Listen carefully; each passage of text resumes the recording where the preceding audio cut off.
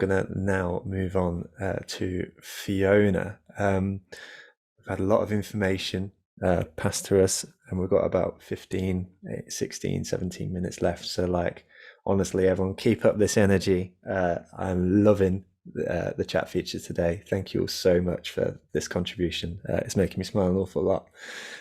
So, thank you. And Fiona, it's over to you. Thank you very much. So this is all about freelancing. So I set up my content marketing agency, business 2 years ago as a freelancer, and was named Freelancer of the Year 2021 and 2022. And freelancing was the best thing that I ever did. So I'm super passionate about helping others break into the freelance space or setting up their own business.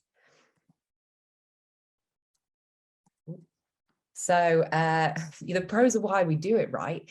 So we got this idea of the freelance dream in mind, working from anywhere, choosing who we work with. You can outsource all those shitty bits of admin that your boss would probably have a heart attack if he found out you were paying someone on Upwork to do on your behalf. And you can set your own rates. If you're able to provide more value to clients, you can increase that accordingly. And also, if you just really hate people, or you're super introverted in your work, you don't thrive in an office environment, then you can work nocturnally, and that's totally okay. Lots of people do it in the development space.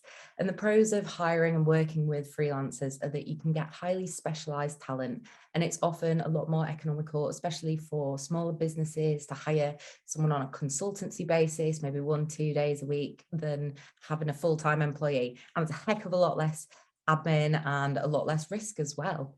There are some cons to be aware of just before you kind of take that leap. Biggest one, don't do the work, you don't get paid. So things like holidays, bank holidays, sick days, unless you're outsourcing, you're not going to earn any money for those. You also need to do your own taxes and pensions. But the biggest thing that I found was loneliness. I mean, I was working from this room on my own remotely for 18 months. And, it kind of gets you want someone to bounce ideas off, to check your work. And now I have a co-working space. I use Reef to book into local cafes, things like that. And I've built a community and networks online to overcome that. The first step to setting up to realize if, freelancing business owning is for you is defining your goal. So here are some questions that I pitch to every single person who's ever messaged me. Fiona, I'm thinking about starting my business, or I think about thinking about going freelance or anything. I actually asked Phil all these questions a few months back. So the first one is, what do you want, like, from your career and your life? Like, do you want more time with the kids? Do you want to travel? Do you want that ownership and success? Or do you want to get really, really good at one thing that you really enjoy with work? Or do you just hate your boss, want a pay rise, want to work in a different department, or want to work on different clients? Because that last list you can get through employment. So have you exhausted all your options for getting all that kind of stuff within your current role or something similar? Because I refused to stay in my box. I had too many ideas, too many passions, which made me a terrible employee, but a great business owner. So freelancing was really the direction I needed to go in.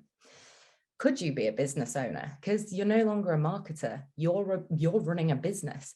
So you need to be in charge of all your accounting, but also all your own marketing, your branding, your website, your tone of voice, all that kind of stuff. So if that excites you, how comfortable are you with shameless self-promotion? Because you could be God's gift to paid media, but if no one knows who you are, then you're never going to make any money out of it. Would you be able to cope if all your clients ran away from you tomorrow? Or, to be a bit less dramatic, if you had a quiet period? Because when people first start freelancing, they talk about this feast-famine cycle of, the work all comes in, then the project finishes. But you can get over this if you're constantly investing in your personal brand, you're on top of your business development, and you can keep that pipeline topped up. Also, having clients on a retainer basis, not just a project basis, helps keep that flow of work coming. And finally, what's stopping you? Is it something practical, like you need your website, you need a logo, you need a business name, anything like that? You need to actually resign first. Or is it something mental? So if you had all the time and resources in the world, what's holding you back? Are you scared of what people would think? Is it a bit of imposter syndrome, or you've got a specific knowledge gap. So who would you need to speak to overcome that? Or is there a practical step that you could take later today, like setting up your domain on GoDaddy or something?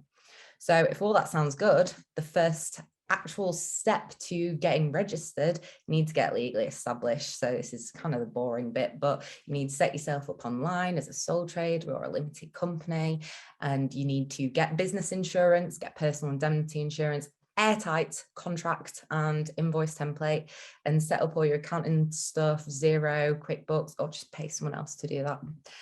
And then the next one is defining your offering. So what are you actually going to sell? What the hell are you going to ask people to pay you for? The best thing to go with is what are you good at and what do you enjoy doing, and how are you going to price that? You can price by the word, by the hour, by the day, by the package, by the lead. There's so many ways to price up services. Then you want to build a portfolio. This doesn't have to be anything fancy on a website. You literally just need something to show a potential client what you can do and what you're capable of. So set up your own blog, set up your own page, start collecting results from the clients that you're working with at the minute, or any kind of referrals from other people that you've worked with previously.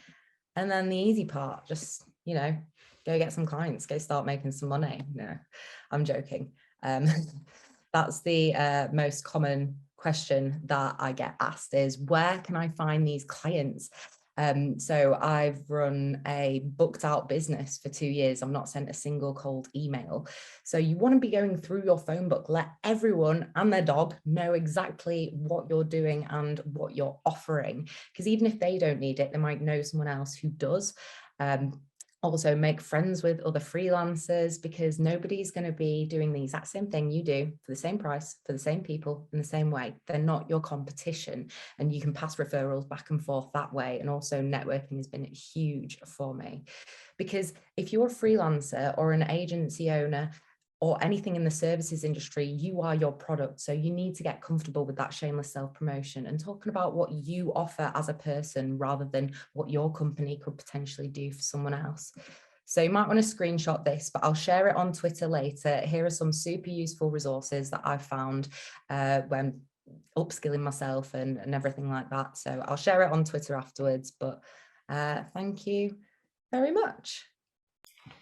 Mate, smashed it. Thank you very, very much, Fiona. There's a lot of people in the chat feature there just resonating with an awful lot of what you said and your experiences. So love it. Absolutely love it. So thank you very, very much. It's also wicked to have you involved, having known that you've attended so many events in the past too.